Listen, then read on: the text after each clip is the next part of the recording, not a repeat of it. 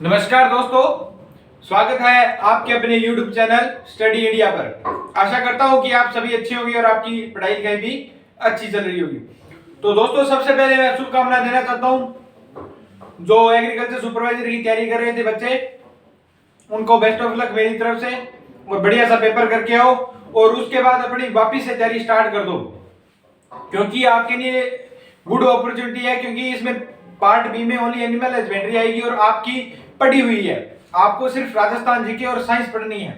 तो वो बच्चे आते ही एग्जाम दिया और सोच विचार मत करना। जैसे पहली बात तो एग्जाम में पता चल जाता है कितने सही होंगे और कितने गलत होंगे, ठीक है। उसके बाद सोच विचार मत करना किसकी तैयारी करें या इतने दिन पढ़े थे उसके बाद बेले बैठे नहीं। अपने पास एक वैकेंसी और है एग्रीकल्चर वालों के लिए, तो वो आते ही तैयारी लग जाए। तो अब अपने बात करते हैं अपनी क्लास की। कल हमने क्या किया था, मुर्गियों की आवास प्रणाली की थी, वो हमने टॉपिक कंप्लीट कर लिया था। आज अपने नया टॉपिक करेंगे फुल फ्रेश, जो परीक्षा की दृष्टि से बहुत ही इंपॉर्टेंट है। इसमें से एक क्वेश्चन जरूर आता है, किसी भी एग्जाम में देख लो आप, एनिमल हस्बेंड्री जिस भी एग्जाम में आती है उसमें से इस टॉपिक में जो करवाऊंगा आज, इसमें एक क्वेश्चन आता ही आता है। तो पूरा ध्यान लगा के टॉपिक देखना है, क्लास देखनी है और अपने नोट करना है, ठीक है। तो शुरुआत करते हैं अपने टॉपिक की। उसका नाम है पशुओं का आहार प्रबंधन।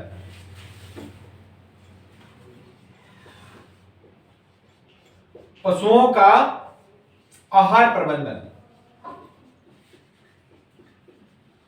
आहार प्रबंधन, खाना सबको चाहिए। प्रकृति में जो भी जीव है उनको खाना जरूर चाहिए अपने जीवन निर्वाह के लिए। जो भी काम करते हैं उनके लिए अलग से जैसे डाइट चाहिए। जैसे अपने अपने देख लो, मनुष्य में जो जिम वगैरह जाते हैं वो अलग से डाइट लेते हैं, जो एथलेटिक्स की तैयारी करते हैं वो अलग से डाइट लेते हैं, और जो बेले बैठे रहते हैं वो सिर्फ रोटियां खाने के काम करते हैं, ठीक है।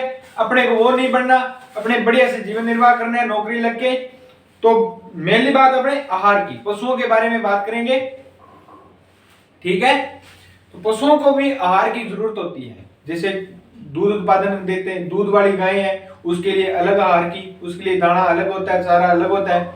जैसे मुर्गियां हैं, मुर्गियां जो अंडे देती है उनके लिए अलग है। जो बैल हो गए जो खेत के लिए कार्य करने के लिए सक्षम होते हैं उनके लिए अलग चारा होता है। लेकिन अब बैलों का प्रचलन कम हो गया है, क्योंकि अपने मशीनरी आ चुकी है, मशीनरी युग है।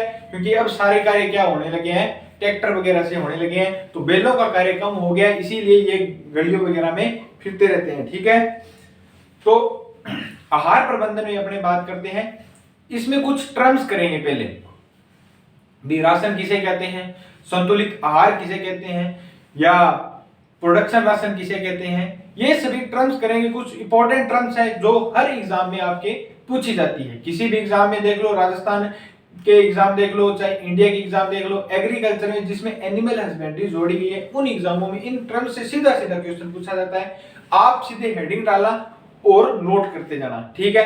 तो पहला है अपने आहार। पहली टर्म क्या है, वो है आहार। आहार या राशन, ठीक है। आहार या राशन किसे कहते हैं, आहार व राशन इसे किसे कहा जाता है, क्या सिस्टम होता है। तो पशुओं को 24 घंटे के अंदर दिया जाने वाला आहार, पशुओं को आहार किसे कहते हैं, पशुओं को 24 घंटे के अंदर दिया जाने वाला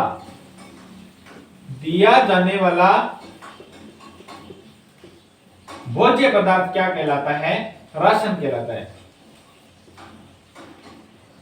दिया जाने वाला भोज्य पदार्थ क्या कहलाता है, राशन कहलाता है। भोज्य पदार्थ का मतलब अगर उसमें आप 24 घंटे में चारा दे रहे हो या दाना दे रहे हो या कुछ और मटेरियल दे रहे हो, तो वो सभी राशन के अंदर आते हैं।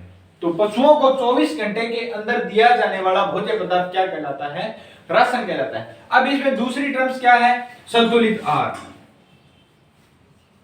क्या है, संतुलित आहार या बैलेंस राशन।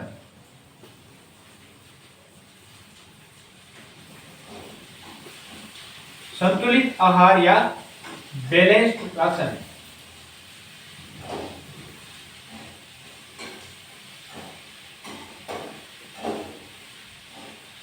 संतुलित आहार या बैलेंस्ड राशन किसे कहते हैं? पहले तो अगर अपने किसी पशु को आहार दे रहे हैं, क्या वो बैलेंस्ड राशन के अंदर आता है? नहीं आता। क्यों नहीं आता? बैलेंस्ड राशन का मतलब होता है जो भी अपने, ऐसा तो नहीं है अभी पूरे दिन उसको चारा ही चारा देते रहेंगे, कोई गाय दूध देने वाली है, ऐसा तो नहीं है अभी पूरा दिन उसको चारा दिया है तो चारा खिलाते रहेंगे, अगर दाना दिया तो दाना ही खिलाते रहेंगे, नहीं, वो संतुलित आहार के अंदर नहीं आता।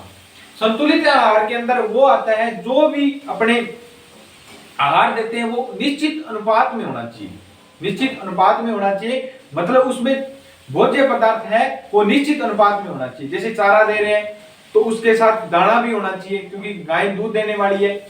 अगर कोई बैल है वो खेती योग्य कार्य करने योग्य है तो उसमें चारा भी होना चाहिए, सूखा चारा भी होना चाहिए और दाना भी उसको देना चाहिए। अगर वो मध्यम कार्य कर रहा है, अगर वो हल्का कार्य कर रहा है, उस हिसाब से उसको दाना भी देना चाहिए। तो उसे क्या कहा जाता है? संतुलित आहार कहा जाता है। तो इसकी आप डेफिनेशन लिखिए फिर आप समझेंगे, ठीक है। संतुलित आहार है वह आहार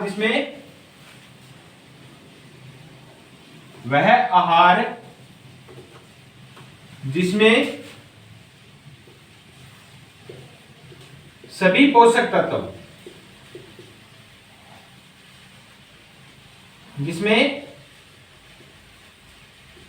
सभी पोषक तत्व, सभी पोषक तत्वों का मतलब हो गया जिसमें कार्बोहाइड्रेट, वसा, प्रोटीन, विटामिन, मिनरल्स, दो खनिज लवण हो गए अपने, वो पर्याप्त मात्रा में होने चाहिए और पर्याप्त अनुपात में होने चाहिए। उसे क्या कहा जाता है?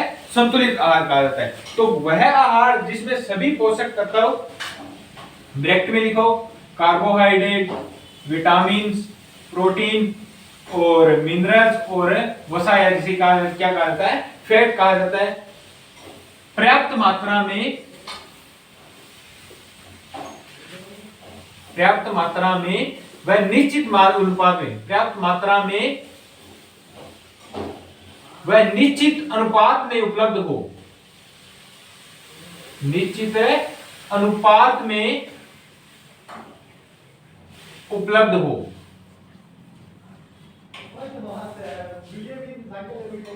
उसे क्या कहा जाता है? उसे संतुलित आहार कहा जाता है। तो बैलेंस्ड राशन किसे कहा जाता है? जिसमें सभी पोषक तत्व पर्याप्त मात्रा में और निश्चित अनुपात में हो, उसे क्या कहा जाता है?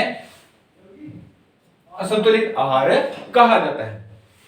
तो ये अपने दो टर्म्स होगी। आहार किसे कहते हैं? पशुओं को 24 घंटे के अंदर दिए जाने वाला भोज्य पदार्थ क्या कहलाता है? आहार कहलाता है। और संतुलित आहार किसे कहते हैं? वह आहार जिसमें सभी पोषक तत्व पर्याप्त मात्रा में हो और निश्चित अनुपात में हो, उसे क्या कहा जाता है?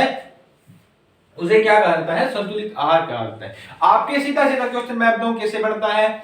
आहार में एक क्वेश्चन आएगा, मैंने आपको पहले ही बोल दिया। तो आहार में सीधा क्वेश्चन बनेगा, पशुओं को 24 घंटे के अंदर दिए जाने वाला भोज्य पदार्थ क्या कहलाता है? आपको पहला ऑप्शन दे देगा आहार कहलाता है, दूसरा ऑप्शन दे देगा संतुलित आहार कहा जाता है, जिसे तीसरा ऑप्शन दे देगा प्रोडक्शन राशन कहलाता है, या चौथा ऑप्शन दे देगा इनमें से कोई नहीं। अगर अपने टर्म्स याद होगी, पूरी तरह डेफिनेशन याद होगी उस चीज की और पूरी तरह समझा होगा उसे क्या कहा जाता है?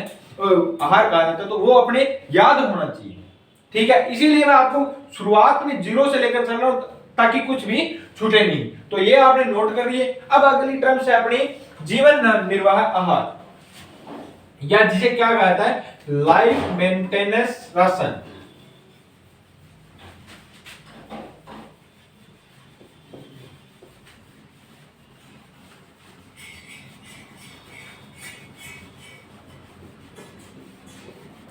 तो आप हेडिंग डालो जीवन निर्वाह आहार।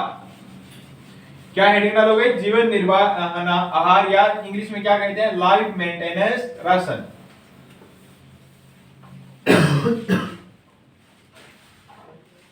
अगली टर्म्स है जीवन निर्वाह आहार,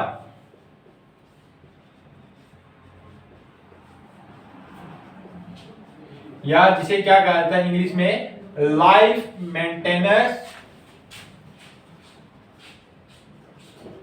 आहार या राशन, ठीक है। तो ये होगी अपने जीवन निर्वाह आहार। ये जो आपको टॉपिक करवाए जा रहे हैं ये सभी एग्जाम में जो भी बच्चे तैयारी कर रहे हैं, जेट के एग्जाम की तैयारी कर रहे हैं या आईसीआर की तैयारी कर रहे हैं, जिनमें एनिमल हस्बेंड्री जुड़ा हुआ है, जो पशु प्रीचर के लिए तो इंपॉर्टेंट है ही, लेकिन जो बच्चे अदर एग्जाम की तैयारी कर रहे हैं, 12th वाले, 11th वाले, उनके लिए भी इंपॉर्टेंट क्लासेस चल रही है, तो वो भी क्लासेस जरूर देखें। ठीक है, अगर वीडियो पसंद आ रही है तो वीडियो को लाइक जरूर करें।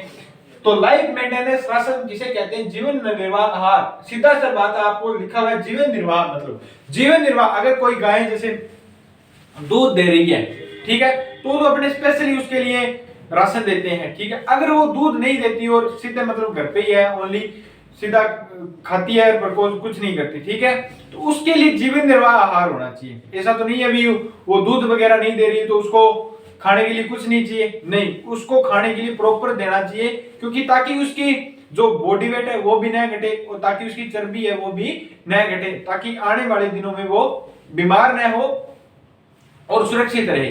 तो इसमें यही बात है, इसमें आप लिखो साथ के साथ, वो है पशु को स्वस्थ व शरीर के तापमान,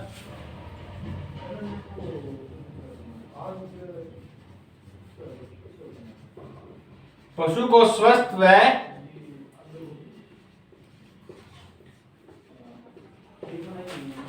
शरीर के तापमान व भार को यथावत बनाए रखने के लिए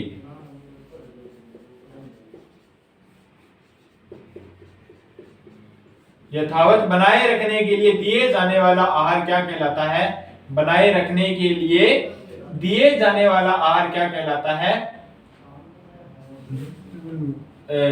यथावत बनाए रखने के लिए दिए जाने वाला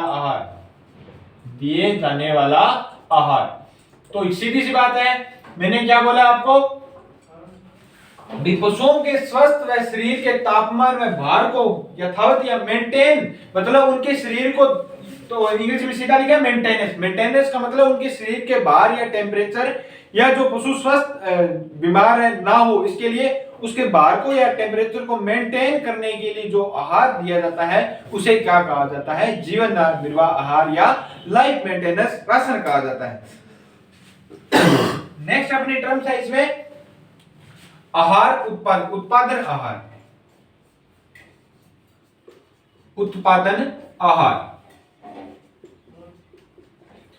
या प्रोडक्शन राशन। प्रोडक्शन राशन का मतलब हो गया जो पशु अपने को उत्पादन देते हैं। जैसे आपको पता है गाय वगैरह जो है अपने दूध निकालने के लिए होगी, और इन कई अपने मांस के पर्पज से रखते हैं, तो मांस के पर्पज से रखते हैं, तो जैसे अपने कोई पशु जैसे बकरी वगैरह अपने मांस के पर्पज से रखते हैं, तो उनके लिए प्रोटीन युक्त भोजन दिया जाता है ताकि उनकी चर्बी बढ़िया बनी रहे। ठीक है, और जैसे अपने मुर्गियां वगैरह रखते हैं वो अंडों के लिए रखते हैं, जो भेड़ वगैरह रखते हैं उनके लिए रखते हैं, तो उन्हें क्या है, जो पशु प्रोडक्शन देते हैं, जो उत्पादन देते हैं, उनके लिए दिए जाने वाला आहार क्या कहलाता है? उत्पादन राशन कहलाता है। क्या कहलाता है? उत्पादन राशन कहलाता है। तो आप इसमें नोट करो, आहार की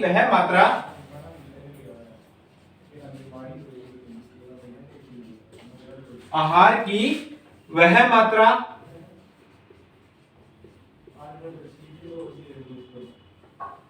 जो पशु को उत्पादन कार्य हेतु दी जाती है, जो पशु को उत्पादन कार्यों हेतु दी जाती है।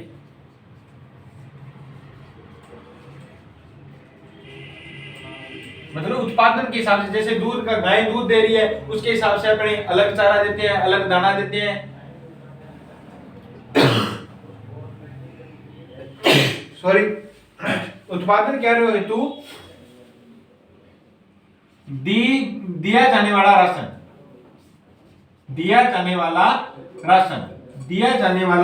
राशन क्या कहलाता है? वो कहलाता है उत्पादन राशन। उत्पादन राशन का एग्जांपल क्या है अपने इसमें? जैसा हो गया, अपने किसी पशु का दूध उत्पादन चाहिए, अपने को दूध उत्पादन के लिए दिए जाने वाला आहार, मांस उत्पादन हो गया, अंडा उत्पादन हो गया, और ऊन उत्पादन हो गया, एटसेट्रा। जो भी एग्जांपल है अपने उत्पादन के लिए जो पशु यूज में लेते हैं उनके लिए दिए जाने वाला आहार। क्या कहलाता है?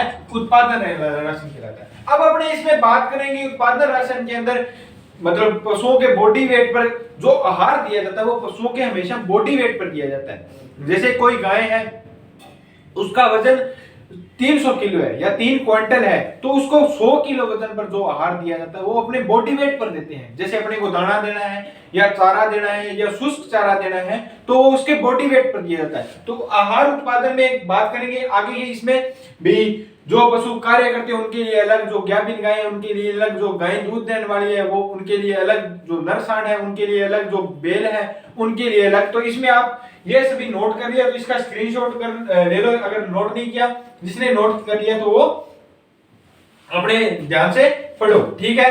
आहार की वह मात्रा जो पशु को उत्पादन कार्य हेतु दी जाती है उसे क्या कहा जाता है? उत्पादन आहार कहा जाता है। अब इसमें कुछ टर्म्स है आहार उत्पादन में भी, बॉडी वेट पर उनको कितना दिया जाता है, तो आप इसमें लिखो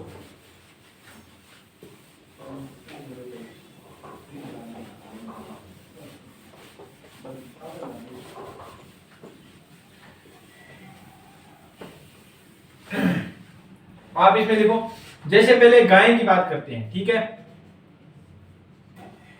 गाय को 100 किलो शरीर का भार है या 1 क्विंटल शरीर का भार है, 100 किलो शरीर के भार पर 1 किलो क्या दिया जाता है? 1 केजी शुष्क पदार्थ दिया जाता है। शुष्क पदार्थ का मतलब हो गया जैसे अपने गेहूं का भूसा हो गया, जिसे अपने तूड़ी कहते हैं, तो 100 किलो बॉडी वेट के ऊपर 1 किलो दी जाती है।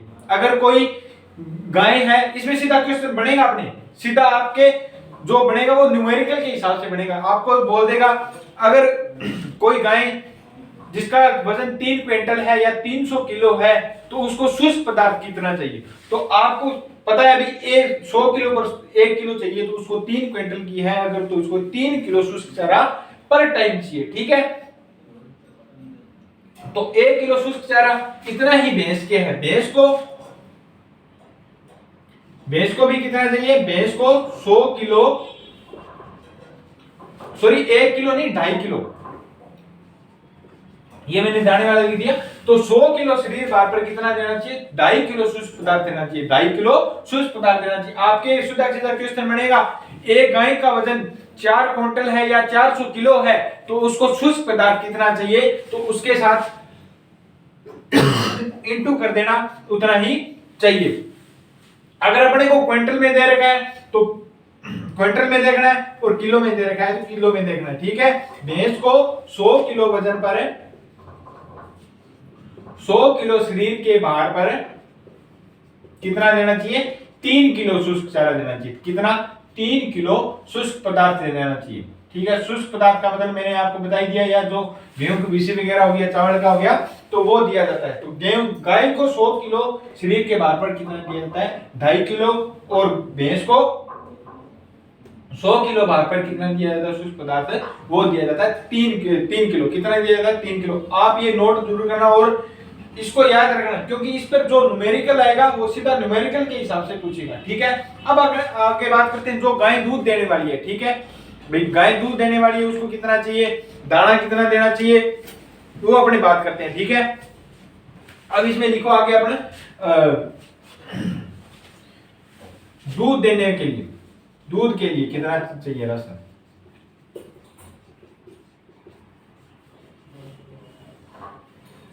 दूध के लिए कितना चाहिए? जो 10 लीटर दूध देने वाली गाय है,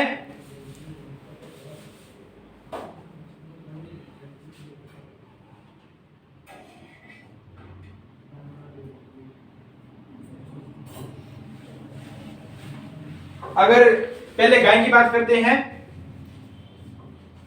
जो गाय 10 लीटर दूध देती है, अगर जो गाय 10 लीटर दूध देती है प्रतिदिन, तो उसको 3 किलो दूध पर 1 किलो दाना देना चाहिए। कितना? 3 किलो दूध पर 3 किलो दूध पर प्रति 3 किलो दूध पर 1 किलो दाना देना चाहिए। तो आप इसमें नोट करो, 10 किलो दूध, 10 केजी दूध प्रतिदिन देने वाली गाय को देने वाली गाय को 3 केजी दूध पर 3 केजी प्रति 3 केजी दूध पर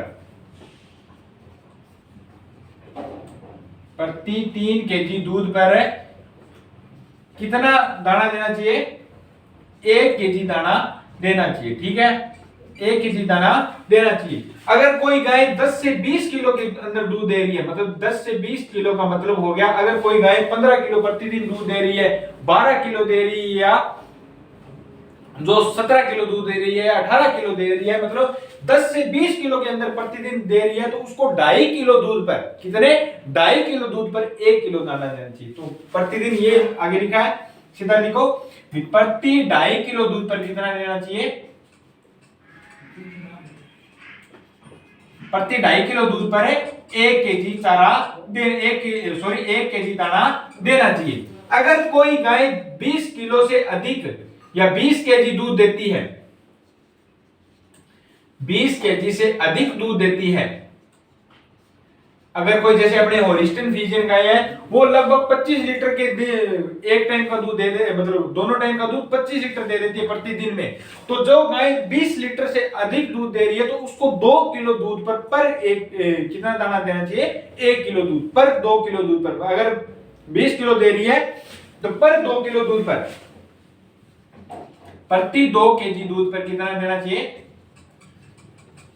कितना देना चाहिए? 1 किलो दाना देना चाहिए। मतलब 1 किलो दाना ही देना है, वो दूध का हिसाब अपने देखना है कितना दूध दे रही है। अगर 10 किलो दूध दे रही है या इससे कम दूध दे रही है, तो पर 3 किलो दूध पर कितना देना चाहिए? 1 किलो दाना। अगर 10 से 20 किलो दूध दे रही है तो 2.5 किलो दूध पर कितना देना चाहिए? 1 किलो दाना। और अगर 20 लीटर से अधिक दूध दे रही है, तो उसको 2 लीटर दूध पर प्रति 2 लीटर दूध पर कितना दाना देना चाहिए? 1 किलो दाना देना चाहिए। ये थी अपने गाय की बात। आगे नोट करेंगे अपने भैंस की बात। अब जो बच्चे नोट नहीं कर रहे हैं वो नोट कर लो, क्योंकि आने वाले एग्जाम में जो भी है आपके, जो भी बच्चे जेट आईसीआर की तैयारी करें उनके लिए भी इंपॉर्टेंट है। ये आपके लिए रामबाण साबित होंगे और लंबे टाइम तक ये नोट्स आपको लंबे टाइम तक, ये से नहीं भी पशु परीक्षा का एग्जाम दे दिया आपने जो एग्रीकल्चर वाले हैं, जो पशु परीक्षा का एग्जाम दे दिया, तो उसमें उसके लिए नहीं, आगे भी जैसे आपने एग्रीकल्चर विभाग में जैसे बीएससी कर रखी है, डब्ल्यूओ की वैकेंसी आती है, एओ की वैकेंसी आती है, जिन्होंने एमएससी कर रखी है, तो उनमें भी काम आएंगे। तो आप नोट्स हाथों हाथ तैयार करो और हैंड राइटिंग नोट्स बढ़िया बढ़िया तैयार करो, अभी अपने पास टाइम है और अपने आराम से चल रहे हैं, ऐसा नहीं है भी आराम से चल रहे हैं, फिर भी अपने बढ़िया टॉपिक अब तक कर लिए, 35-40 क्लासें कर लिए लगभग। तो अब अपने बात करते हैं भैंस की, कि भैंस जो दूध देती है उसके लिए कितने दाना देना चाहिए। तो भैंस में नोट करो, अगर कोई भैंस प्रतिदिन 7 किलो दूध देती है, कितना? 7 केजी दूध देती है, ठीक है, तो उसको कितना देना चाहिए? 2.5 किलो दूध पर कितना? 2.5 केजी दूध पर प्रति 2.5 केजी दूध पर 1 किलो दाना देना चाहिए। कितना? प्रति 2.5 केजी दूध पर कितना देना चाहिए? 1 केजी दाना चाहिए। और जो भैंस 7 केजी से अधिक दे रही है प्रतिदिन दूध, 7 केजी से अधिक दूध दे रही है प्रतिदिन, तो उसको प्रति 2 किलो